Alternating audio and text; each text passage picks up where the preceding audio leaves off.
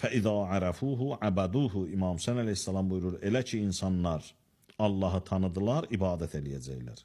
فَإِذَا عَبَدُوهُ ibadət etsələr nə olacaqlar? Allaha ibadət etsələr, nəticə bu olacaq. İstəğnəv bi'ibadətihi ən ibadəti masivə. Başqalarına ibadət etməkdən ehtiyatsız olacaqlar. İmam Hüseyin ağanın bu sözü göstərir ki, insan ibadətə ehtiyaclı yaranıb.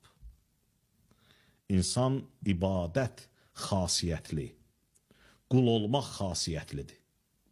İnsan Allaha ibadət etdi, başqalarına ibadətə ehtiyacı olmayacaq.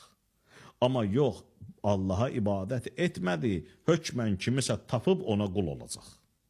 Çünki insanın xasiyyəti budur, qul olmaqdır. Mümkün deyil ki, insan sözə baxmasın. İnsanı Allah belə yaradıb ki, insan hansısa sözlə oturub durmalıdır. Adam var, məsələn, deyir ki, mən heç kəsin sözlə oturub durmuram. Yox, yalan deyir. Ən azından nəfsinin sözlə oturub durur. Şeytanın sözlə oturub durur. Elə bu ki, deyir, mən heç kəsin sözlə oturub durmuram. Bu elə nəfsin sözlə oturub durmaqdır, sadəcə xəbəri yoxdur adamın.